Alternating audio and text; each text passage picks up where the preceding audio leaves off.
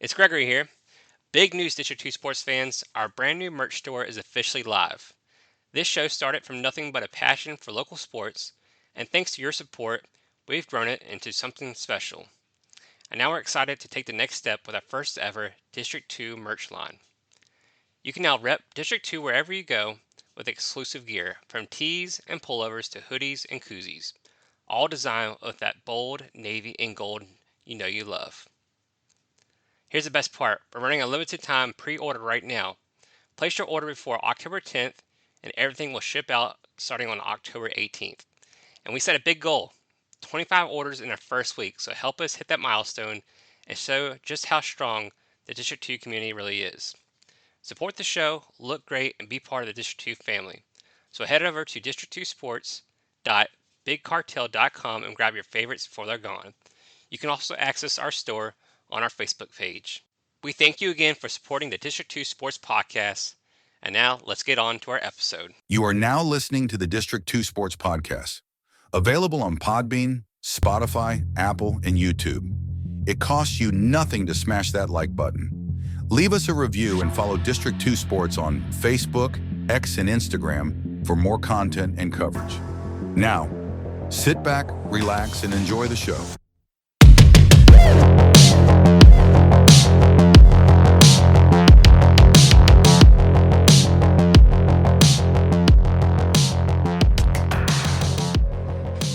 All right, so District 2 Sports Podcast, and joining us tonight is Simeon Moore, the senior quarterback and defensive back for the Magna Vista Warriors.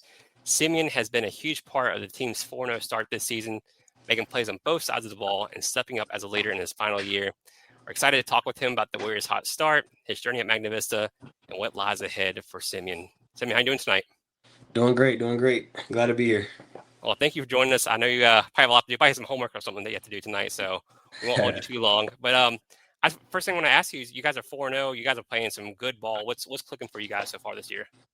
I feel like this summer workouts with Performance 276 is like one of our coaches. He's also a trainer for us, so he helps us. And also at some workouts, just clicking together, being a group, be very strong, very fast. I think this year is probably one of the fastest teams we have. So I think that's what helps our defense with the shutouts and not allowing many points. And then offense-wise, too, our receivers have a lot of targets. Asante Scott, Tyler Martin, and MJ Scott. It's a lot of targets. But also with Ethan Dukes in the backfield beside me. I feel like that's a heavy offensive stop. I want to take it back to last year. You guys went 9-3.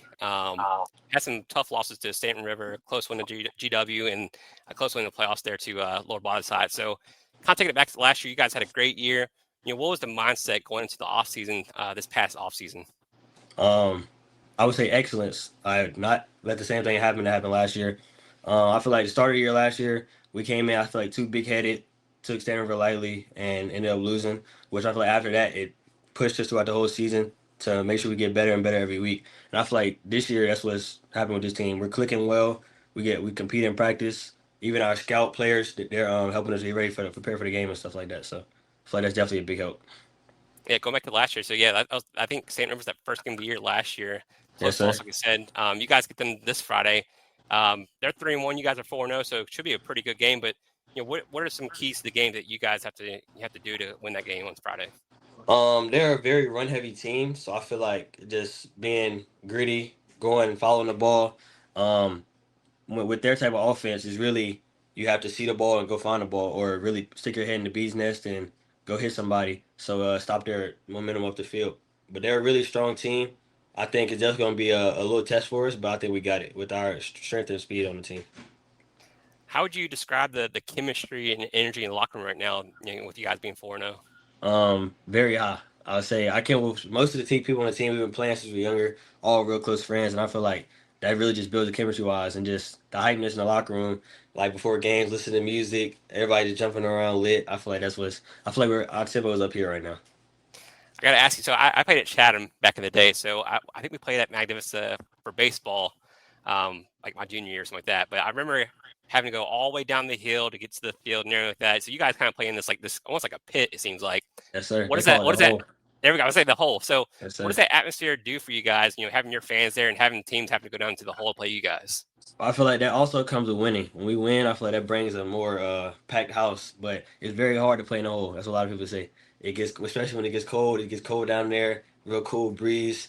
All the fans yelling, and I feel like what the started is our walk down. Our well, I feel like that really starts it. And when people, the team sees us walking down, the fans cheering, standing up. I feel like that's what starts it off. I think I saw the some highlights the other night. You guys came through down through the fans, and you guys kind of carry out the spear as well. Yes, sir. So what was that feeling like you for kind of walk out there through the fans and get ready for the game? It's very. I feel like at the time it gives you butterflies, but it's also like you're very happy to see all the people there to support you and watch you. But yeah, I feel like it's just a great walk down, great tradition, and I feel like it gets us ready for the game. I'm glad you mentioned that because when I played, played basketball, I feel like every game I got butterflies before the game started. And someone's like, "Well, you play so many games. Why do you still have butterflies?" It's like it's just a feeling you get right before the game. You go out Yes, there sir. and you start playing, and then once you start playing, it kind of goes away. So is that the same thing for you as well? With me, like I have before the game starts in the locker room and stuff, I'm okay with listening to music. I'm good. I'm ready to play. And once we get to the top of the stairs, I see other people there. I would call it butterflies, but at the same time, it's not because like I know what I gotta do and I know like what I'm supposed to do. So, but I feel like as I'm walking down the stairs, I have a little bit of butterflies. Emotions rolling. But once the first snap goes, I'm ready. I'm locked in. I like that. I like that. Um, you play both sides of the ball. You play QB and DB, so you make an impact on both sides. How do you balance preparing as a quarterback and also a defensive back each week? I feel like we have a lot of individual work. So on the first day I'll go to quarterback, just individual work. Second day I'll go to defense, and my coaches make sure I split reps well so I can understand both sides of the ball. And I feel like that really helps the team. Also, me being on both sides, and it also comes with being in shape. A lot of running after practice, just doing extra stuff to make sure my body is able to play both sides.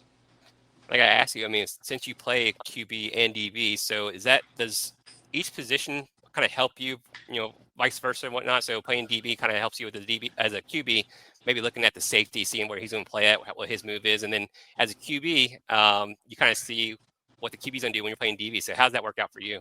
I feel like it really helps because, like I was saying, on the offensive side of the ball, I'm a safety myself, so I know if he's lined up at 12 and right on the hash, they're most likely in a cover two. I know if he's moving early to the middle of the field for the ball, they're most likely dropping the cover three, one corner's coming up. So it's like, and I feel like on the safety side is the same way. If I'm playing quarterback, you got to read tendencies. So if you see, I feel like it's reading the tackles, really reading your tackles. If the tackles go to pass it, it's either going to be a screen or it's either a pass play. There's really no other. If they're blocking down, be ready to fill the hole, go make the tackle. Which one comes natural to you, and what's more challenging to you? Um, I feel like they're both equal. I kind of do say because like safety, I play center field in baseball, so I feel like moving around and opening and running with my hips, I feel like that comes natural. But I also feel like rolling out the pocket, which because I play baseball also feels natural, throwing on the run, sitting back in the pocket. Just really build my body to take the hits also to still get the ball out to my receivers. So I feel like they're both like an equal level right now. And you're senior this year, so this is kind of your last ride. What kind of example are you kind of trying to set for your other seniors and especially the younger kids on the team? A great standard, I would say, a high level standard, winning standard. Our coach always talks about what we do reflects on the team the next year because they look up to us and want to be like us. So I feel like setting that winning standard will always make the kids under you great because they'll know that's the standard and there's nothing else that they can do but to get to that standard right there. So I feel like we have some good young kids on our team. They compete in practice. John Milner's a good one on our JV team. He'll be a star in the future. And honestly, just a few more. Hunter Willard, he's a big quarterback for us now. So I feel like we'll have a lot of great stars coming up. I want to ask you, we talked about the past seasons, how well you guys did last year, and you had some good seasons before that too. What's different about this year's team? I mean, is this team better, or what's kind of the different you hear? I think it's like I said, really our speed. Like we were all had a fast team, but like I feel like with speed and strength combined, it's really hard to stop us. Like on our D line, we're not huge, but we have speed. So getting to the quarterback is not as hard. It's hard for the bigger guys to touch us, stuff like that. And I feel like with our O line, a lot of people discredit our O line because I do get hit sometimes, but I feel like they still put enough work in for me to get the ball out. For me to have 290 yards last game, they had to be doing somewhat of a job. I like that. I like that.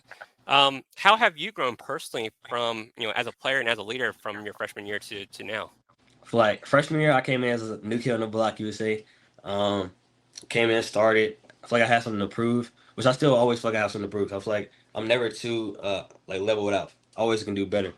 But I feel like, yeah, definitely freshman, new kid on the block. But now I know I have a leader role, I have people looking up to me, and I have a job to do every Friday night. So that definitely makes a big difference. You're a big part of the team playing safety and QB.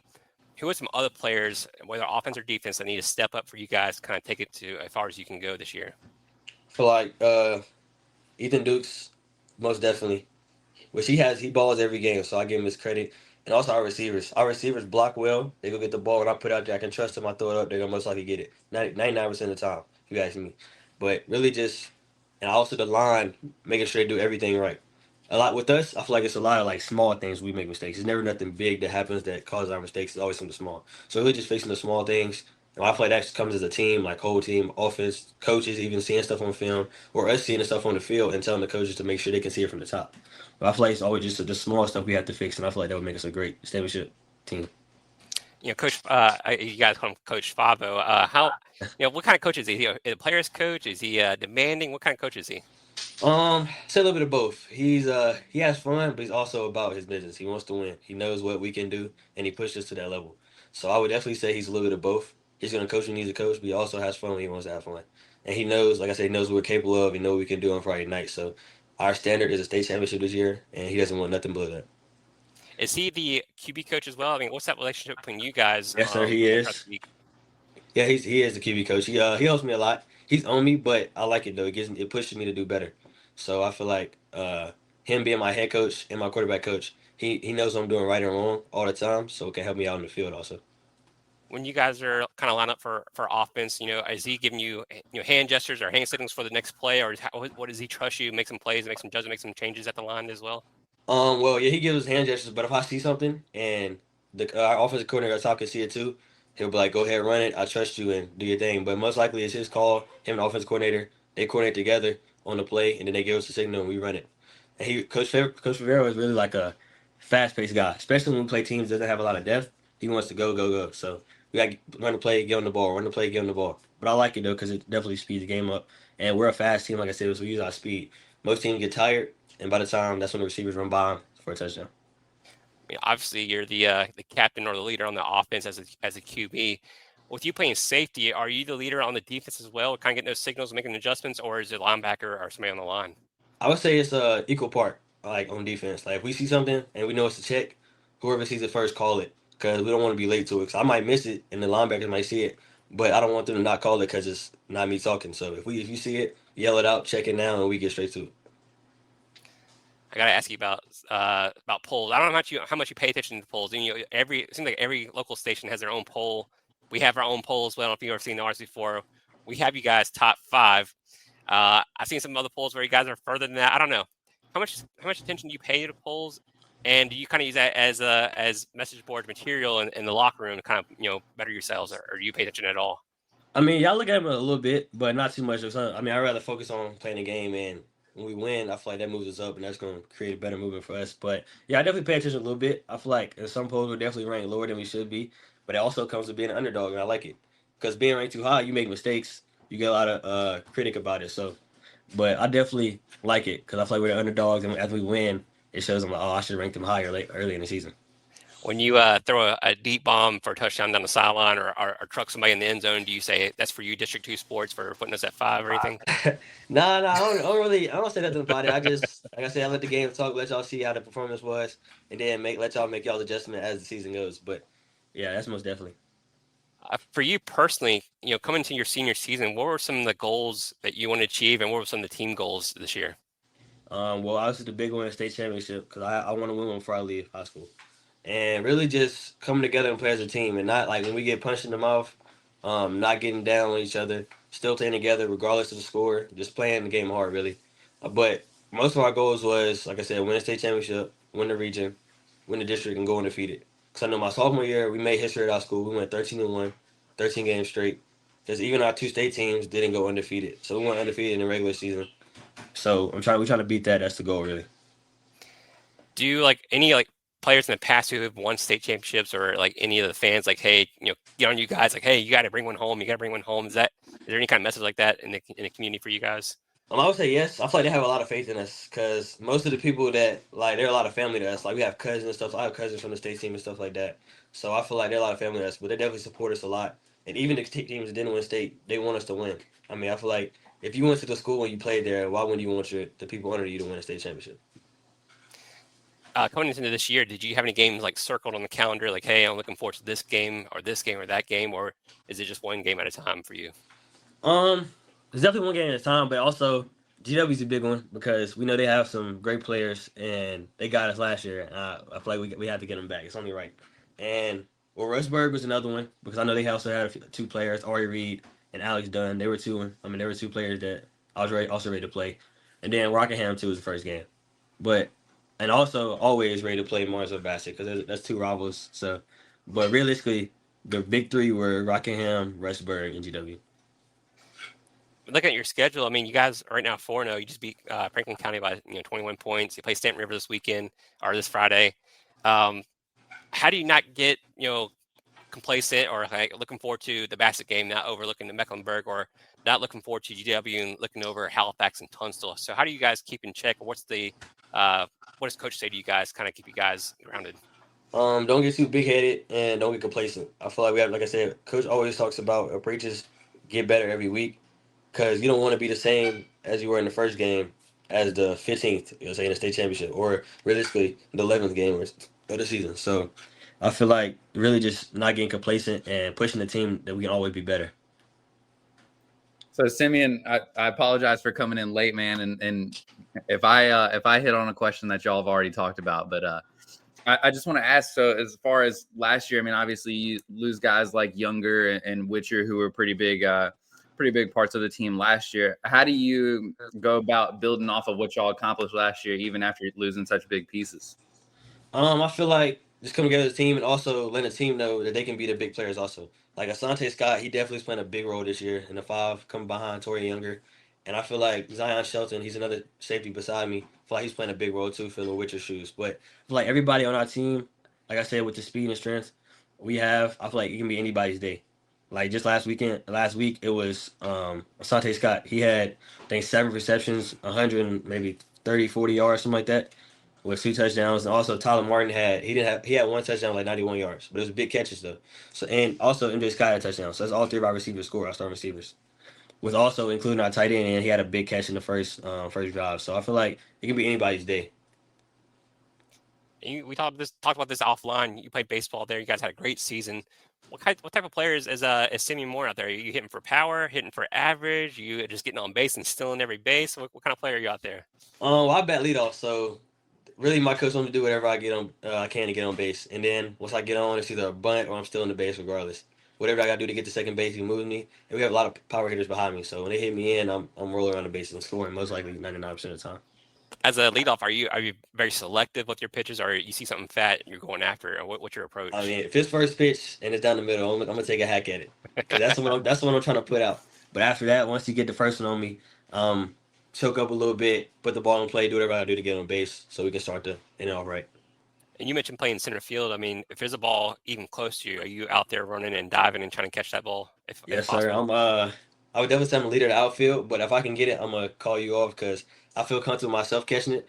But I mean, if I hear my player calling it and I know it's gonna be harder for me to get to it, I'll back off and let him do it. But I definitely try to get everything that comes in the area. I'm gonna ask you the same thing about basketball season. I mean, you played four different sports. You said, and basketball. I'm assuming you're a guard. Yes, Are sir. you the point guard, shooting guard? What's Simeon more like on the court? I played point guard since my freshman year. I'm definitely Nice. more of a, I would say, pass first guy, and I like to like penetrate, kick it out, or penetrate, draw the foul. I'm more that type of guy. But if you leave me open, I'm also gonna shoot it though. Oh, Simeon, you sound just like myself when I played. I mean, I think we have two similar careers here. Yes, sir. um, Getting to kind of the recruiting part, or kind of like playing at the next level. I mean, obviously you want to play at the next level, and we talked about this. You want to play DB at the next level. So when did you start getting kind of looks or any kind of like thing, some stuff in the mail, like far as like offers and whatnot? Um, I would say I started my name. I say my name started popping probably after, or I would say going into the sophomore year. I got a few Twitter follows, a few texts from coaches, going on visits. But my sophomore year is when it really became big. A lot of coaches came to visit. Louisville was a heavy like visitor. They came to see me. I would say probably the most out of anybody at the school. It's probably like at least a good 5 times, 4 or 5 times. Um, William Mary. UVA, all those schools like that, they were on me a lot of the time because me and Ethan were getting everything together. So if they came to school, they were talking to both of us at the time. So we were going a lot of visits. Like I visited JMU, Virginia Tech, um, Marshall, Hampton, all them schools like that. They were heavy on me in my going to my sophomore year. But that's when it really like my name started buzzing my sophomore year. Simeon, do you have any favorites that are standing out to you right now, and any schools that you're hoping to get some offers from in the future? My dream school is North Carolina State University, NC State. That's always my dream school. If I get that offer, that's most likely where y'all see me out on the field. But North Carolina Central, also they offer me. That's another school that's buzzing for me right now. And William and Mary, I like William and Mary a lot too. Also Campbell, I just went to visit there recently. I like the coach is real energetic. I love an energetic coach because that's how my coaches are now. So and they come like from a winning background, especially with North Carolina Central. They come from a winning background, so I really want to go to a school that's already been winning, so I can bring my winning background to their spot. So I mean, might have to cut off this interview. Devin went to UNC, so I don't know what we're gonna do here. We need to see you in that Carolina blue. Hey, it's okay though. It's okay. North Carolina State is my dream school, but I like UNC in sports. It's crazy. It might be crazy, but yeah, it might be crazy, but that's I like UNC in sports stuff. I mean, on TV. I wouldn't blame you for wanting to avoid that dumpster fire right now, man. It's terrible. Yeah, which that's really not a problem because I mean, if I can go in, I probably can make a change. Maybe not by myself, but and who knows what's gonna happen in the future. But yeah, North Carolina State is definitely a big school that I would love to get. So I mean, what are you looking for in a school? Like when you go to these schools, are you looking at academics, where it's located? How close are you to home? What are you looking for there? Playing early? Definitely where I can see if I can get on the field, but also academics is a big part because regardless, I want to get my degree. That's really my main thing. I'm going to play sports, but degree is really what I want because football is not always going to be there. If football goes away, what can I do after? So the degree is a big part in my life. I think that I really need to get, but definitely the feeling at home. Like if I go there and I talk to the coaches, I feel like that's a coach I could deal with all day. Then that might be the school for me. Or if it's a place I could be for like 4 years, 2 to 4 years, then I feel like that's definitely a place I could be. Then that's what's going to get me to go. So thinking about like NIL and just kind of like the transfer portal, all that stuff like that for yourself. I mean, are you willing to make more chances on places and say, hey, this didn't work out year one, maybe I can go somewhere else now because I can go wherever I want to now with the portal. You ever think about that too? I mean, yeah, most definitely. I feel like that's why I think going to a low major D1 schools, like a lot of kids, they don't get big schools or even like D2 offers. They don't want to take it or they don't want to go. But it's like you gotta look like this. You go out there and ball out at whatever school you go to. You post your film on Twitter. There's coaches always looking for good players. Especially, I feel like it's way easier to get took out the portal because you already have the experience in college. So I feel like go where you can go, ball out, get on the field, get you some good film, and you want to go bigger, go big, go in the transfer portal and go bigger. And nowadays most kids are going for the money, get paid more, but most definitely I feel like go where you feel welcome, I guess you would say. Yeah, no, I agree. I mean, that's a good way to look at it. How do you guys kind of stay focused on Stamp River? What's the keys to the game, or what do you guys have to do to win that game? Play together, most definitely. And like I said, they're a very run heavy offense, but don't go to sleep because they might come out with a little boot pass in there also. So just watch a lot of film together. Making sure like throughout the whole season, make sure we're strong up to this game now. We've been lifting all the time, so make sure we're strong because they're definitely like like I said, run heavy offense, straight downhill. So don't make sure we don't get pushed back. Our linemen not getting pushed back into our linebackers, and etc. Linebackers not getting pushed back to safety. So, but most definitely making the tackle early, not letting us push them down the field because with them being run heavy offense, a lot of time is going off the clock with their possession. So we need to get it, score fast, and get back on defense. And what is the game plan for? I mean, without saying too much, of course, but what is the game plan for the offense? I mean, is it just doing what y'all been doing all year? Is there something that y'all have seen that you want to try to do against them this weekend? Like I've been talking about the whole time, just using our speed against them. I mean, they have a few kids, but I feel like with our speed, it's definitely an advantage on them. But really, just doing what we've been doing. I mean, we have so much stuff in the playbook that we can use on any team, and it'd be hard to stop. But by looking at film, they're definitely a real heavy cover three corners bailing offense. So just hitting the short routes, check downs, getting down and moving the ball on the field, getting the ball outside. Like I said, using our speed. That's really a lot we've been looking at this week. All right, Devin, any more questions before we get to the rapid fire here? I want to ask one more before we get to it. So I don't know. Hopefully y'all haven't asked about it, but Another kid I want to ask about on the team, Simeon, is Ethan Dukes. Both of y'all seniors. Obviously, he's getting some pretty high looks as well. How long have y'all been playing together, and just what type of teammate is he? Because he's a guy that we've covered a bunch on the podcast too. Yeah, I've been knowing Ethan since about third grade. When we played rec basketball, so we have this recreation ring down here in basketball. His dad was actually my coach, and I came in first practice, and he was laying on the side, but he was sick. I didn't know he was laying on the side. I didn't know who he was, and then so I figured out as the season went along who he was. We didn't go to elementary school together, but we went to middle school together. We got to sixth grade. That's when I think we really got really close because we started working out together. Because his dad is basically my trainer in the summer and stuff like that in off season. So I feel like we got really close then, and since sixth grade, it's been close. We playing every sport together, basketball, football, doing track, all that together, everything working out. And then our dads are close and stuff like that, and moms too. So that definitely helps. But he's definitely a great teammate. I feel like iron sharpens iron with us. We push each other in the summer. If one's working hard, others working hard. We're always partners in the workouts because we know we're going to push each other. We know what we need to be at when the season starts. So I feel like it's definitely a great teammate to have on my side. Well, tell Ethan that we'll have him on soon, not to be too upset with you, okay? I got you, yeah. I got you. All right, so we have this rapid fire, all right? So we do this after every interview. So it's either or questions, so the first thing that comes to your mind, okay? Okay. All right. Passing TD or rushing TD? Passing. Big hit or interception? Big hit. There we go. Friday night home game or big road win? Definitely a big road win. Are you leading by example, or are you the loud vocal leader? By example. Scrambling QB or pocket passer? Scrambling. There we go. Man-to-man coverage or zone? Man-to-man. College football Saturday or NFL Sunday? College football Saturday. I like that. Who's your favorite team? Clemson. We're not looking well right now. Oh man. Not looking too well right now. So this might be a tough question, but louder in the locker room, the offense or defense? See, with us we have players play both sides, so it's really all together. It's just everybody's loud. Equal. Yeah, it's loud equal. Everybody's ready to play, ready to go. I like that. Gatorade or Powerade? Powerade. Oh, really? Yeah. Powerade Blue? I'm what they have. Have you tried new flavor pink lemonade? Whoa. Man. That's the one right there. Wow. There's a trend here. The high school kids are picking Powerade, right? And all the college guys are picking Gatorade. I don't know what it is. If you have your local food line, they should have it in there. It's a pink lemonade Powerade. All right, I'm gonna try it. I trust you on this. That's the one. Grass or turf? Grass. Blowout win or nail biter? Nail biter. Really? Okay. Yeah. Like a little bit of stress. Yeah. All right.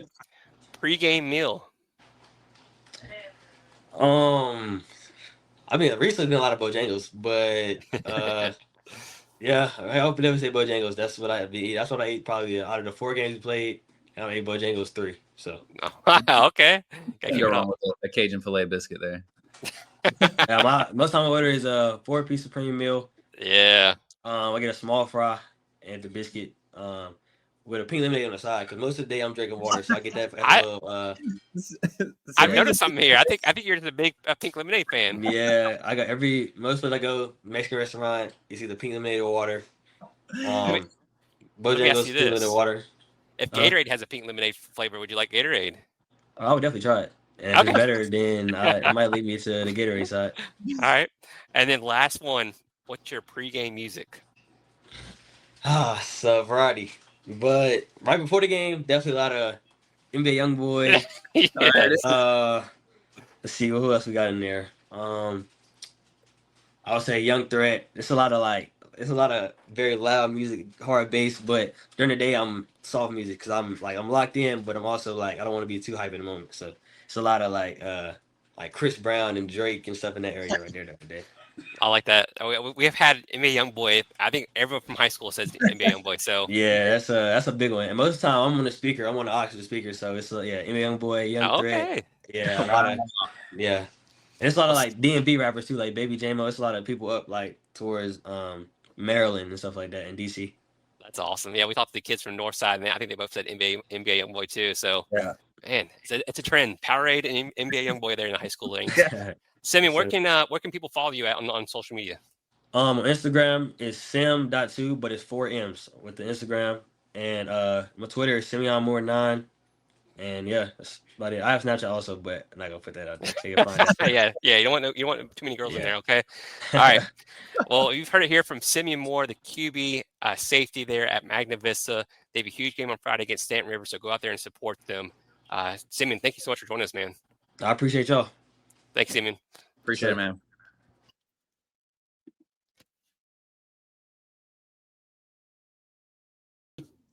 Well, let's get into some football. But before we do, just our latest release as far as the podcast goes. We had Coach Jamar Lovis last Friday there from EC Class, so go back and listen to that one. Really good story. He played at Hampton Sydney or Brookville, then Hampton Sydney, and then kind of did some coaching stuff now at EC Glass. That was a good one. We had Terry Hicks from Hampton Sydney, running back there for the Tigers. Really good prospect, or really good player in general. And then we had what y'all's got from UNC? Keldorf. Keldorf was good. Keldorf and Carter Cito last week too. So 2 Hampton Sydney players. We're gonna have some other players on this week. I did a little recruiting segment yesterday. Put that out. Had our interview with Simeon Moore there at Magna Vista with that as well. So go back and listen to that one as well. I really loved our interview today with our star coach. I thought it was excellent. Yeah. I don't know if you want to let that out of the bag or not, but it was just, you talk about, we always have these, well, I shouldn't say always, but not 100% of the time, but we have a lot of people that are local to us and he's local for the last, 15, 20 years, but he's from a little bit up north and he didn't exactly know what the Southeast was all about. I thought it was really cool today. I really did. Thought he was a good guy. Yeah. So yeah, we might let some quotes out of the bag for that one when we get to the top 10. But first, though, I do want to kind of go over our little bases here. Y'all see that? Okay. Yeah. We should go back to this one right here. That's better, right? Yeah, you can see that 6 down at the bottom there. Yeah. So week 5 games, our top 10 games. If you heard us last week, we all picked who our winners would be. I was right. LCA there at Jefferson Forest. I'll let Devin, you want to talk about that now, or you want to wait till after you go to this list? Let's go through it. Okay. Lord Bottot at GW Danville. I was wrong. I was wrong. Yes, let me hold on. What'd you just say? My headphones are messed up. What's wrong? I don't know if you can hear me on those dogs. I said I was wrong. I was wrong. I'll say this. I thought for a second there, 20-16. Bottot was driving down the field, and then the fumble or strip fumble for a touchdown led GW down the field, and they couldn't come back from that. So it was close. It's not like I was completely wrong or anything. We were all wrong on James River. I think we kind of underestimated Rafford a little bit there. Hold on just a second. What? Hold on just a second. What was the score in the JF game? Was it not 22-19? Yeah. And then GW was 34-31. Is that right? Something like that. Okay. All right. I just want to make sure. How you were completely wrong and I was not really wrong? Yeah, exactly. I'll figure it out one day, I guess. You just gotta watch the game and see how it ended. Lord Bottot was about to score and then time ran out, so I wasn't completely wrong. I had a chance. James River was down big to Rafford. I think they made a little comeback. I think it was like 38-0, or 31-0. Came back to lose like 38-22. So Rafford might be the real deal there. They have a tough one coming up this week. Did you say they were the real deal? Because tell that little guy down in the left-hand corner that they're the real deal. I said they might be the real deal. I don't know. Bradford has played George Wythe, lost to Giles, won a forfeit to Galax, and beat James River. Come on, but they beat James River to death. They have Glenver next, I believe. Rafford and Glenver. No, Rafford at William Byrd. That's gonna be a good one. That will be a good game.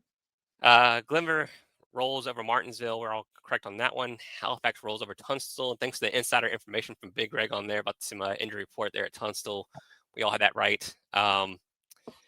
We picked Blacksburg in this one. It was a close game.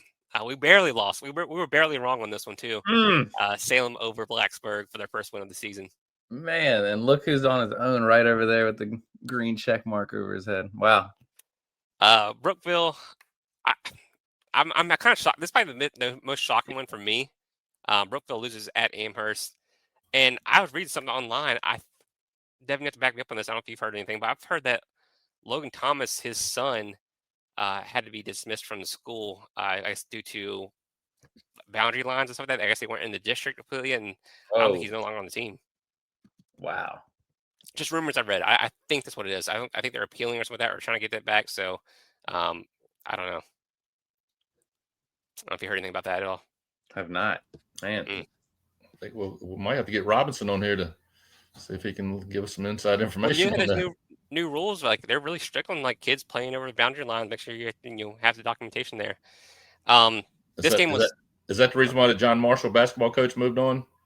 Could be. Yeah, it could be. It could be. Amherst, like I said, Amherst over Brookville. This game was on Saturday. Carroll County over Patrick County. We were all right on Carroll County winning that one. So they played Saturday. I think it was 24-8 there. Alta Vista huge over Nelson County there. We're all right on that one. And Magna Vista also won their game over Stanton River. So we're all over that. So Devin's right. He got 6 right. He could have had 7. Devin, who would you have taken in the LCA Jefferson Forest game? I was gonna take. I don't want to sound like I was. I was gonna pick LCA. I would have picked LCA. Ruben, we're not forgetting North Cross. I promise. We just don't include the privates in our top 10 just because it's so hard to kind of pick them. I think North Cross would probably be number 1 in our poll if we did include the privates. LCA was private, but now they're public. But yeah, we won't forget about North Cross for sure.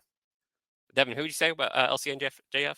I would have picked LCA, man. I hate to say that because it sounds like I'm just like picking the team who won, but I had a feeling that LCA was going to come in there, and especially when I saw them before the game too.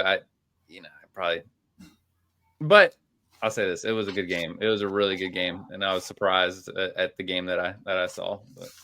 Well, Devin, go ahead and break it down for us. Break down the LCA Jefferson Park. You were there in person. What did you see? Tell us everything. Well, I think, JF had a lot of energy, especially during warm-ups.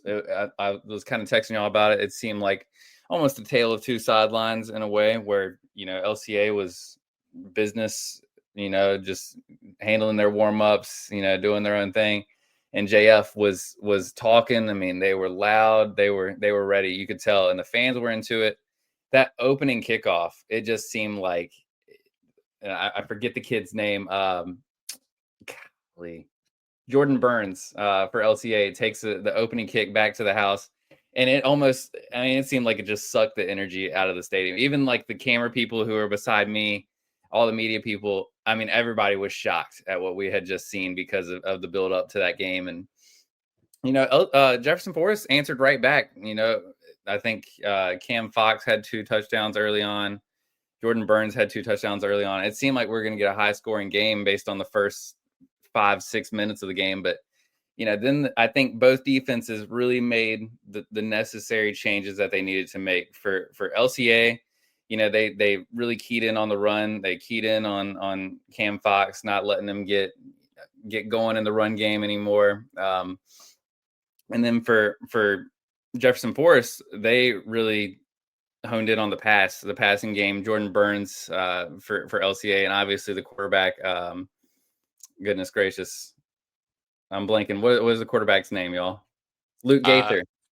Luke Gaither. Obviously with that passing game, you're going to have to make some changes there, and they did. I think they settled on the pass, and LCA settled on the run, and from that point we kind of had a stalemate. But it was a really good game overall. I hate to say this because for LCA to come in, and we talked about it, LCA coming in and beating JF at JF is definitely the biggest win I think any team in our top 10 has had. But at the same time, I came away almost a little bit disappointed in LCA just because you forced 3 interceptions, especially, a couple on Jefferson Forest's own end of the field. Forced 3 interceptions and you come away with only a 3-point win. It just seemed like they couldn't get what they needed to get going on offense. And I think Coach Rocco, just listening to his post-game comments, I kind of was listening to their huddle, and he was not happy. He was basically, testing his players, saying if you're not going to be up to the challenge, then he doesn't really want you out there. So, and not to pile on, Peyton Jackson, obviously, he probably took that game to heart. You throw 3 interceptions and you really have a chance to beat one of the top teams in this side of the state. And, they could have pulled it out, but yeah, I think that's probably a game that he's probably going to look back on and make sure he learns from. But yeah, shout out to those JF kids. I mean, they always love our tweets and everything. And, I talked with our boy Thax Rowland before the game and dapped him up and everything, wished him the best of luck. And you could tell that those kids, they were pretty heartbroken after that game. They knew that was a game that they could have won, and they tried to bounce back at the end, but just couldn't come up. I mean, LCA, I'll say this, there's a kid named Jaden Cowart, and we need to start paying attention to him. He's a running back / safety, and he is the real deal. It was like that kid, when he needed to take over, he took over. And when the LCA line needed to take over at the end, I think they got the ball back. They were up 3 with like 7 minutes to go, and they ran the entire clock. I mean, just a bludgeoning of a drive there at the end. And Jefferson Forest just couldn't get off the field, but a great game. I came away impressed, really with both sides, but a little concerned about what I saw in terms of not only JF with the turnovers, but LCA not being able to capitalize on the turnovers. Like the in-depth analysis there, Devin. We had Jaden Cowart his highlights on last night, so I agree. I really like the kid. I think he's smart, kind of sees the field and kind of makes a move after that. So great vision. Yeah, I mean, did you have any like players of the game or players who kind of stood out the most as far as like, was it Jaden or who would you have said that? Yeah, I mean, I think if I had to say, it would probably be Jordan Burns from LCA. I mean, Jaden Cowart, he was good. He obviously took over when he needed to, but and he had a touchdown over 100 yards rushing, I think. But Jordan Burns, man, that kid is the real deal. He's got like one cut type of speed, and he's off. And I don't know if he was just like cramping or something. I saw him on the sideline stretching out, at some point in the second half, and it just seemed like probably was a guy that they should have kept trying to go to if he was healthy. I don't know what was kind of going on there, but here's what I'll say too. Never, this is like the cardinal rule. If you're a student section, you do not shout overrated at the other team. You do not do it, because if you beat them, it's like, well, you're taking away from your own loss. And at the same time, that's going to make that guy turn it on. And that's what they did to Luke Gaither. I mean, they were shouting overrated at him, and I was like shocked. Like, why are you doing this? Why are you doing? He didn't have the greatest of games, but it just came back and shot them in the foot, I think. Devin, do you want to do some analytics first, or you want to go ahead and bring up the top 10? Oh, let's do a little analytics. What are you saying? Maybe headed to College Game Day or to Big Noon Kickoff after this. In-depth analysis. His patience is going to be very impressed with his skills tonight. Yeah. They talking about Devin not contributing too much, but he's talking tonight. He's the bear tonight. All right, y'all. We have another metric, our combined rating. I'm not going to call this a net rating because there still might be some other stuff that I want to add to it, okay? But so taking into account the strength of schedule, everything we've talked about before, scoring margin, all that stuff. I think we talked about the SAM, the strength of schedule, adjusted margin, the adjusted win percentage. So taking all that into account, I also added another metric here in win quality. Okay. Now this is like a very basic metric here, but it just takes into account quality wins and poor losses. So a quality win, I'm not going to go through every team's schedule and go through if they played a 1A team, a 2A team, a 3. I just can't do all that. But a quality win in the simplest of terms is a win against a team who is either above 500 or 500 and above, or a team who's in the top 150 in the state based on max preps.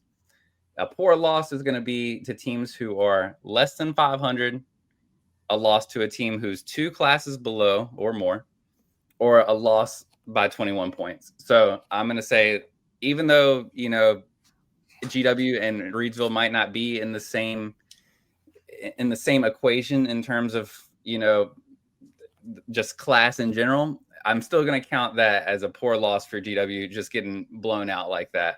Same thing with LTA. I mean, even though they went up against a powerhouse in Ironton, still a poor loss, just that showing there. So win quality is another factor that I kind of added in here. So with that, combining our strength of schedule adjusted margin, our adjusted win percentage, and win quality, I'll pull up what that top 10 would look like. So Heritage, PH, Jefferson Forest, Magna Vista, Union, Glenver, Byrd, Carroll County, and Lord Botetourt, and then North Side would be number 10. So you can see where our teams kind of stack up. I would say the thing that's kind of hurting LCA, and I kind of made some notes on this, LCA is hurt by not only that loss to Ironton, but just the number of games they played. GW with that loss to Reedsville that we talked about. Allegheny, I think their strength of schedule is the thing that's kind of holding them back right now. But yeah, I mean, you can see our top 1, 2, 3, 4, 5, 6 teams are, I mean, they're right there. Those are the teams that we've been talking about all year. Lord Botetourt drops a little bit with the loss to GW. So that's kind of the rankings right now. If we were doing like a, BCS computer ranking from 2006, but yeah, I mean, I don't think it, especially with the top 6 teams there, it doesn't vary too much with what we've kind of talked about all season. Man, analytics. So it's just like as the games go on, this is becoming, you think, more accurate of what the I think so for sure. I mean, I think there's still teams like, I'm not too sure about Carroll County, North Side. The thing with them is like and I'm not sure what exactly is putting them so high. It could be because just they've only lost one game, but we've seen in the one game that they really faced stiff competition in, they got beat by Glenver. And there's some other teams like Rye Cove, who's a 1A team. Like I would not consider them to be worlds better than LCA, Allegheny, or GW. I mean, it's just, I think the more that we play the games, I think this will really start to take more shape, but it's early on. I think most teams have only played like 4 or 5 games. So, how much should we factor this into our top 10? I don't think that you should factor it in too much. I mean, it's good to see this stuff. You can see like a team like I don't know, a team like who so Franklin County.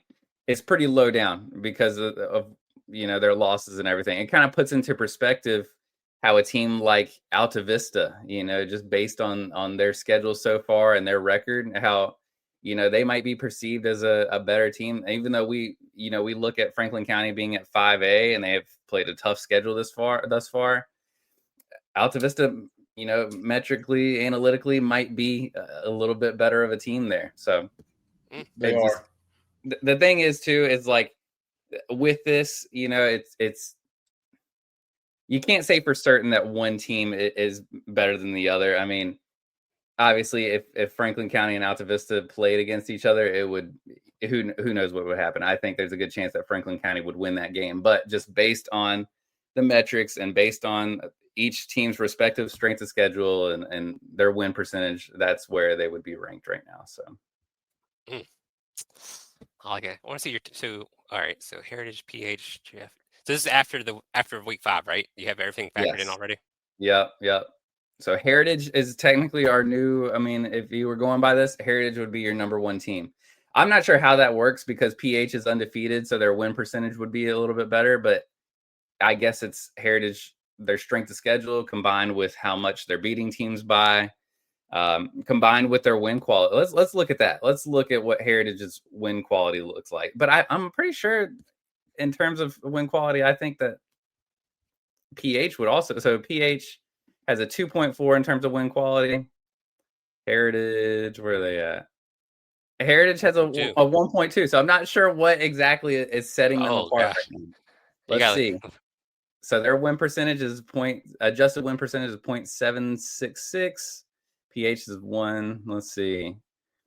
I'm not sure what it must be the strength of schedule, which somehow maybe I'll have to go back and look at this because wow, yeah, There's PH is at an 8 and Heritage is at a 10. And looking at the current like combined rating, they're both at a 32. It's only a 0.2 of a difference, but yeah, I mean that's right now where they both stand. So interesting.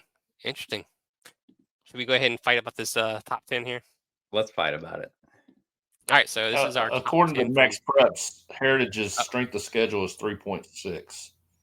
So okay, so this was done on Sunday. So I wonder if Max Prep just doesn't update the strength of schedule until like the week after. So I'll have to go back and look at. You're probably right, Deb. Is Heritage 3-1 now? Oh yeah, they're 3-1. Oh, this is current because they got LCA at 19.1 now, and they're 2-1. And you said Heritage is at 3.2 in terms of strength of schedule? 3.6. 3.6. So yeah, if we do that, that drops them down to 31. So then PH is our new number 1 team. So I'll go back and I'll redo their strength of schedules just based on. Maybe I should not do it immediately after the games are played. Maybe I should wait until midweek when Max Pros updates the strength of schedule there. All right, so here's our super tenses. Hold on, Gary, before you do that. Let me throw something at y'all. Have y'all looked at these different classes? I know that maybe it's sticking out more to me because more teams of our poll is in the. But is 3A loaded or what? It is. I mean, LCA, really Heritage, Magna Vista, Lord Botetourt, Bird, Allegheny. Yep. I mean, even people like Brookville. I mean, and Bassett. I mean, they're down the road. Northside. This is crazy. So, how does the playoffs? How are they set up? I mean, can LCA and Heritage play for the title? Or do we know that far down the line? I gotta ask. We might need to ask Chris Robinson. I don't know if 3A is cross bracketing once they get to the semifinals. If when 2 West teams play each other in the semifinals, the winner plays an East team for the championship. Or I think all classifications might be doing it now because last year, remember 4A, I think did that where they had 2 East teams make it to the championship game. So I don't know if they're all doing that. So possibly they could if they if they do cross bracket, they can play for the championship, or they can play each other in the semifinals. I mean, I kind of feel sorry a little bit for JF. I mean, they're listed as the number 5 team in 4A, and look above them: Dinwiddie, Varina, Phoebus. I mean, golly, how tough is that? Yeah. And I didn't know Phoebus had gotten beat. So, who'd they lose to? They lost to Warwick 34-20. Is that like a win? Did that shut some streak down? I'd like to know that. Phoebus was our winner last year, right? Yeah. Phoebus won, right, Devin? They beat Verona. That's right. Yeah. I'd like to know if that kind of stopped a win streak because they did lose to Warwick 34-20. Interesting. All right, let's go ahead and discuss this. So we have Patrick Henry 1, JF lost, so they're 4-1. Patrick Henry stays 5-0. LCA now 2-1. Heritage is 3-1. I think Magna Vista is 5-0. Lord Botetourt 4-1. Glenver 5-0. Union, did they play or I don't know if they had a bye week or not, but they have a tough one this week. 4-0. They played. They played. Yeah, they beat Central, right? Union Central 47-0. So 5-0. GW 1, so 3-1, and then Allegheny 1 as well, so they're 5-0. So GW has a win over number 6 there, so 9/6, and we have 3/2 in our top 10. So, all right, let's go ahead and open up the discussion. Is there any possible way we kick Patrick Henry out of one spot with Liberty going to JF number 2 and getting the win 22-19? Is that win knock Patrick Henry down and move LC up to 1? Let me say this. Alan Fiddler You are Nice the number one hey, team. nice to have Robert in Michael here. District We were talking on the was it ABC 13 top 10. So glad he showed up. I'm making this to Mr. Fiddler once again. Mr. Alan Fiddler, head coach, Patrick Henry High School. You are the number one team in the District 2 Sports Podcast Super 10. Devin, we said you agree? Devin's thinking about moving him. I'm going to keep PH at number 1 right now. I think that just based on what I saw, gosh, it's tough to say if LCA didn't. Here's the thing: I'm kind of blinded by last year LCA just blowing teams out. I think, and I kind of expected them to have their way with JF a little bit, and I don't know if I was just not blown away by LCA's performance or what, or maybe JF is just like, obviously we have them at number 2. I mean, maybe they're just the real deal, and their defense is the real deal. I'm still going to keep PH at number 1. I agree. I would. Hey. It's the best win on the board. I think right now. I think LCA has the best win on the board. But they've only played 4 games so far. I think they're 2 behind Patrick Henry. Patrick Henry had the first 3 games on the road. They've won every game. I think they're likely to go undefeated as well. Gregory, what's the thing you've been harping on all year about PH? Oh, well, what about this scenario? So Robert raises something. What if LCA wins or runs through Glass? So what if they put up a bunch of points on Glass when PH only won by a couple of points? Change your mind at all? Well, but where's the LCA Glass game at? Let me check. Devin, you check their schedule. And let's also think about another thing too. Glass had some key injuries after that second game, so I do know that for a fact. All good. And I'm not trying to say anything negative about LCA whatsoever. I mean, I think they got a fantastic football team. So they're at home against Glass. Yeah, that could be. I mean, if Glass didn't have everything back, they could win 55-0. I mean, it could be that decisive. I don't know. But when we talked to Coach Fiddler, I mean, he pays attention to these things, and needless to say, I mean, he does. He says he doesn't, but they pay attention to these things. Every team does. So, I think he believes they should be number 1. He thinks he has a really great team there. They have some good skill position players, and I think he's really happy with that team he has. I think they're going to go undefeated. Just look at the rest of the schedule. I know they play at Salem, and Salem's not the same team as they always have. I think they're going to be 10-0. They're going to host a couple of games there in the region playoffs. I don't think he would be the best poker player because I think he knows exactly what he's got, and he'll tell you. He's got some guy. What did he say, Gregory? He's got dudes. He's got dudes. We'll have his interview out next week, so we'll have that out. I just want to say, before we go further, this has been our top 10 pretty much all year. How it is so to this right here, you're starting to see all these different, ABC 13, WSLS, Strong 10 poll. They're starting to look like ours, man. So did they just come around, or you think they're kind of looking at ours like, hey, these guys are right? As well they should. I mean, and let me tell you something. When PH beats Fleming and is 3-0, and you still got Fleming at 1-2 above them in the 13 poll. I mean, how does that even exist? It can't be. That's absolutely ludicrous. Yeah. No, I agree. Heritage and JF would be a good one too.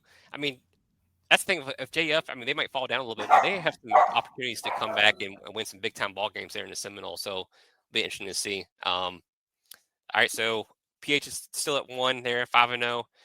I guess LCA is gonna move up to number 2, right? Beat Jefferson Forest. Yes. So 2-1 LCA.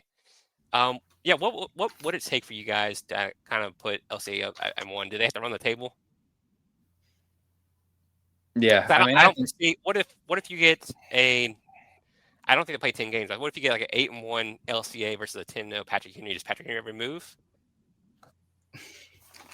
I think just kind of being devil. Let's look at this.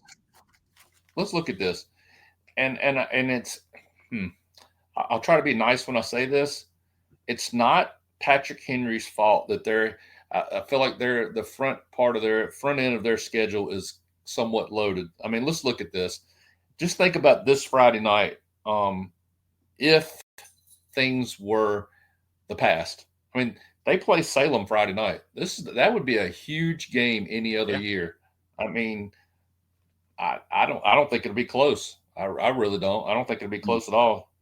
Then they turn around and play Christiansburg. They get Cave Spring, at Pulaski, and at Blacksburg. I mean, where do they lose in those next 5 games? Yeah. But what I'm trying to say is you got to play your schedule. Yep. I just think that LCA is going to have more opportunities to get. I mean, if they beat Heritage, they beat Glass, who's on their schedule left, left to play. That might shoot them over top for me, just because who they're playing still. So I know it's a disadvantage to Patrick Henry in their schedule, but I think you got to rule what you see and who's what game, who plays who and who wins what. Just to me. Well, I don't want to throw shade at Glass at all right now, but I don't see how they fit into this equation right now. Right now. I think after week 1 and week 2, they figured very heavily, but with their injuries, I don't see how they figure into this equation right now. Yeah. I get that. So 2 LCA, I guess, are you moving JF back to 3, or is Heritage moving up to 3? What are we doing here? I got JF at 3. Okay, all right. So we're just switching 2 and 3. Yeah. Okay, I like that. I think what Devin's saying, that game was what, 22-19 final. Devin, you think that maybe if there's not 3 interceptions, maybe JF does actually take that win? Yeah, I think there's a good chance I mean, just based on how they looked, like, I almost wonder if they would have made a switch at quarterback a little bit. And I don't know if they really made a switch at quarterback. They just went to like more of a wildcat type of offense. If they would have made that switch a little bit earlier, I wonder if that game would have been different in the second half. But because they held LCA scoreless in the second half, man. PH1, LCA 2, 3, JF, 4. It's going to stay Heritage. Mm-hmm. Yes, and I would like to bring some attention to Heritage's schedule. I potentially next week, and Devin, y'all can fight with me if you want to, but I think Thomas Jefferson, they had a game in Lynchburg Friday night against Thomas Jefferson. If I'm not mistaken, isn't Thomas Jefferson a 5A school? Ooh, I don't know if they're 5A. I think I have to look at that. I thought they were like 3A or something like that, or 4A. Is that what it is? I'm gonna look and see real quick if we got the time. It is a big game. I think we interviewed Coach Bradley. They're 3A. You're right. You're exactly right. 3A. Yeah. Yeah, they're 3A. They're 4-1. That's still a huge game. Huge game. Thomas Jefferson. I could potentially see them. I could possibly switch Heritage next week with JF just based on this game alone. Wow, that'd be interesting. I mean, just only because I think Richmond and Virginia Beach, I think their football is just a hair bit different than ours. Tony, it does. We've always said that we're going to just do public because it's so hard to kind of judge public versus private because they play 2 different schools and stuff like that. So like public is kind of easier to kind of do these rankings because Heritage is going to play JF. North Cross are playing Blue Ridge. I don't know how Blue Ridge last year was really good. This year, I think they have like a player going maybe to Georgia or something like that. They're pretty good too. But I don't know. It's just tough to kind of gauging the teams. Yeah, you guys agree? I think that North Cross would, like you were saying earlier, I think there's probably a good chance they would be number 1, just based on their the recruits they have, guys going to Penn State, guys committed to JMU. I mean, they actually have like legit D1 talent everywhere. And I want to ask Tony though. I think this is this one. I think this has to be North Cross's maybe like their most talented team they have. I feel like this is the most players I've seen committed to big time schools there at North Cross. I know they've always been good, but this might be the biggest one they've had or the best one they've had. Maybe he knows more than I do. He can give some more, but yeah, maybe we should start doing the private school poll. I don't know. We don't pay attention to them as much. But maybe we start doing something like that. But yeah, North Cross, I think it would be number 1 on our list if we included privates right now. So, 5 are keeping Magna Vista, right? Mm-hmm. Yeah. All right, so 6. Here we go. This is where things kind of change because Lord Bottom Top lost at GW. Glenver won, Union won, GW won, and Allegheny won. So who's moved up to 6? How far back does Lord Bottom fall? I have George Washington High School should be number 6. I have GW Danville at number 6. Okay. Wow. I'm shocked by that because Big Red has been a advocate of Glenver this whole season, and they're not going to move up to 6. Even one of them getting closer to top 5. But okay. GW Danville. I mean, I can't say anything because y'all overrule me anyways. But Who did you have at number 6? I would have moved Glenver up to 6. Okay. But I agree. I think GW is vastly improved over the season. I know we were kind of harsh on them after that Weesville loss, and then like, hey, you guys don't get a win against Amherst. This is doom and gloom for them, but they've handled their business. Yeah, they have a legit line, man. Yeah, they're nasty in the trenches. Their trenches are nasty. I mean, both offense and defense. We talked to Chris Law. I mean, the kid can play. I think Alex Brandon. I think he had 197 yards rushing against Lord Bottot. So. And we talked about how Lord Bottot was a trench monster too. They had some good players on both lines, and if you watched the game at all, you saw where GW was in the backfield a lot of the time during that game. So very interesting. 7, I guess we're keeping Glenver there, right? Yep. All right. So Glenver yes. Glenver at 7. All right, so 8, 9, and 10. I got to keep Union there at 8. Or you guys disagree? I have Union at 8. I have Union at 8.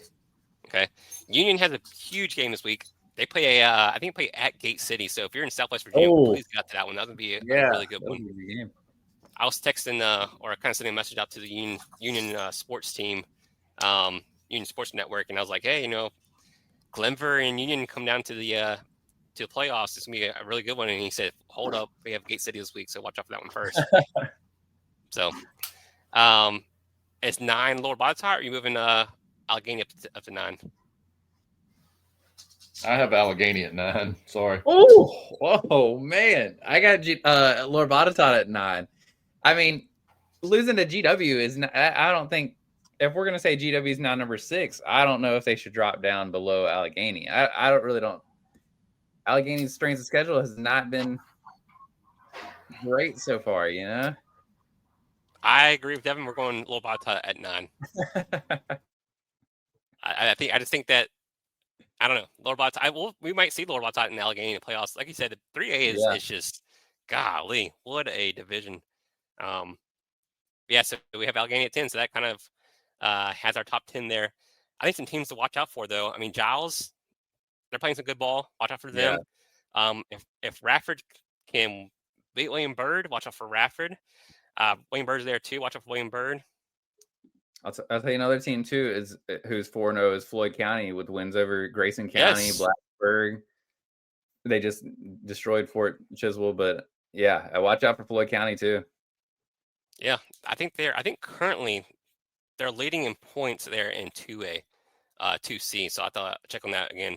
So the VHSL PowerPoints, I don't see it on their website. Maybe Tony or Robert, if you're listening, or whoever's listening, don't know about the PowerPoint rankings, let me know. I'm trying to find it on VHSL. I don't know if it's like independent people doing this stuff or what, but I was trying to see that. But yeah, Alta Vista too, playing some good ball right now down the stretch.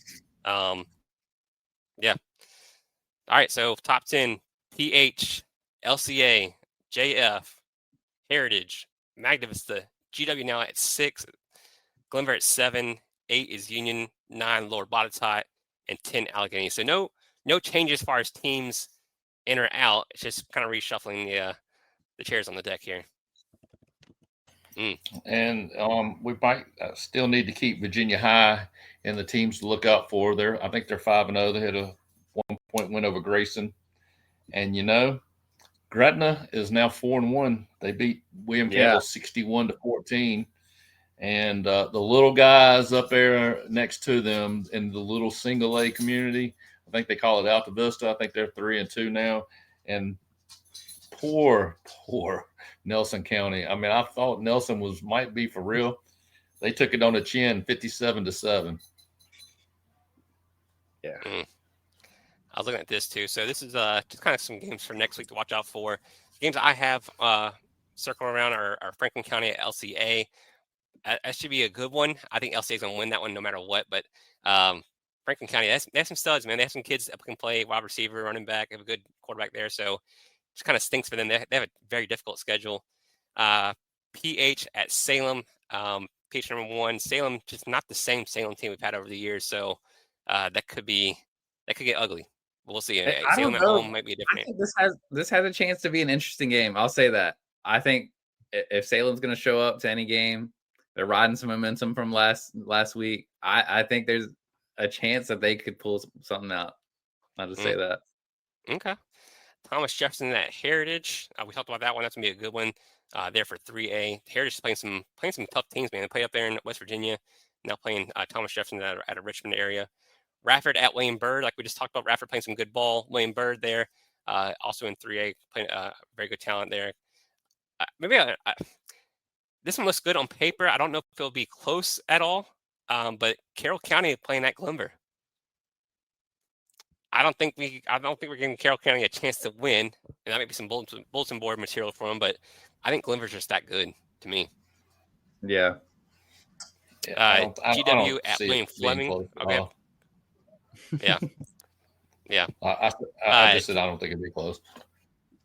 Watch out for, let me get his name, Clay Dalton there at Carroll County. 22 rushes for 110 yards, a touchdown last week. He'll have to put some carries up there and get some yards for them to have a chance. GW goes to William Fleming. This could be a little bit of a trap game, you think, Big Greg? No, not at all. GW's line will just pound the football on Fleming. I just think they just run it down their throats. This is another one that could get interesting, man. Stanford. I just don't think we're giving enough credit to the GW line and the GW running backs. I just don't think we are. Stuart Strapp at Allegheny. I think. Okay. I was just getting ready to say something about that game. I think Allegheny needs to keep Stuart Strapp in the rearview mirror right there. I think it's going to be you never know what's going to show up there. I mean, that's just one of those games that who knows what team's going to show up. I think Allegheny's got their hands full. Stuart Strapp, a really good team there. I think in 2A. Yeah, I think it's going to be closer to, Allegheny might have their 3A might be some bigger players, but Stuart Strapp's right there with them, man. They played some good teams this year too. Got some good wins, so watch out for that one. Auburn at Giles. Giles, my guy Jalen Miller there, the running back. He's put up some monster numbers there as a running back there for Giles, and I don't know how you can't just love watching what Giles play. I mean, they got some awesome uniforms. So watch out for that one, and then Alta Vista at Devon's Boys, Dam River. Listen, speaking of that game right there, I'm gonna throw y'all a score out there. I think it's gonna be maybe like 72-14. I just got a feeling Alta Vista is gonna lay the absolute wood to Dan River. I can see. I mean, they've gotten beat, and think, yeah. I mean, think about it. I mean, Coach up there said that he can't keep people. He can't. What are they in the same? No, well, they're not in the same district, but they can't run away from them. They can't hide. So I mean, he can lay the wood to them and come back and play them next year. Anything else on the high school front before we move on to some college ball? Don't think so. A lot of buys this week. I see a lot of buys in our top 10. So it must be the calm before the storm. Yeah, so it'll be interesting to see that. Get into some college ball. We always talk about the ODAC. ODAC's one of our preferred partners. We kind of cover there on D3. Gosh, I mean, you see the score immediately. Hampton-Sydney put up a ton of points on Guilford, 69-14. Gosh, I mean, that offense, we talked to Cito, we talked to Terry Hicks, and that thing is just clicking, man. They put up a ton of points, continue to roll. I think they're the top 24. I think they're top 25. I think they're number 24 now, I believe. Man. Devin, are you getting worried? I think you picked Randolph-Macon, right? Yeah, I mean, I think right now Hampton-Sydney is the team to beat. I mean, Randolph-Macon, they had a huge game. Let's not sleep on their win against Washington and Lee, though. Yeah. Yeah, I think Hampton-Sydney is probably the team to beat right now, if I had to say. I think it'll come down to that November game, the game there at Randolph-Macon. I think Randolph-Macon has the advantage of being at home, but Hampton-Sydney's gonna give them all they can handle. I think. Yeah, healthy Cito. Yeah. Pops, your boys. Pay attention to Roanoke. I don't even want to talk about it. But pay attention to Roanoke. Yeah. I agree. Roanoke, Yeah. 38-14 over Gallaudet. They were an unknown for everybody. Yeah, I mean, they're getting ready to find out why they were, ranked 5th in the conference or whatever they were, 4th or 5th or 6th, whatever. They've got to play the top 4 in the next 4 weeks. Yeah. I mean, I've watched some of the games. They have a really good line. It has some good skill position players. I think Cam Hill, the quarterback there for Roanoke, is going to have to be the difference maker. Had to make some good decisions on these next four games. Devin, you mentioned it. Went off Macon, kind of shut out Washington Lee. We'll be talking to Anthony Crawford. I think he's a leading rusher there in the ODAC. So from Washington Lee, but they're always a run team. But I don't know. I feel like they just I don't know what's going on with Washington Lee this year. They're I think they're 1-3 right now. So played a difficult schedule too. That kind of doesn't help out at all. But yeah, next week you kind of mentioned this. Roanoke hosts Ralph Macon. I would love to be in Roanoke for that one. I think it's going to be a really good one. I think Macon's going to win that game on the road, but just being in front of all your fans, I don't know if they're going to have 9,000 fans there like they did last year, open up the season, but I think they should have a good crowd for that one. That should be a good one there in Salem. I think that first game is going to be crucial for Bridgewater to get back into it. Yeah. That's probably definitely a must win for them. Shenandoah, same thing. I think that's probably a must win for both of them. I don't think neither one can afford any more losses on the season, as far as like the ODAC crown and stuff like that. And you gotta hope that Macon and Hampton City mess around a little bit. Washington Lee, I think another one for them must win. They got to win this one. They want a shot. So I think you're already seeing 2-3 weeks into the ODAC must win games for these teams. I just don't think that Hampton City and Macon are going to lose too many games. So you got to get these wins now. Mm-hmm. Definitely. Yeah. Anything else on the ODAC, guys? If you have not listened to us, listen to Aceto, listen to Terry Hicks. We had some good interviews with them. Go back and listen to those.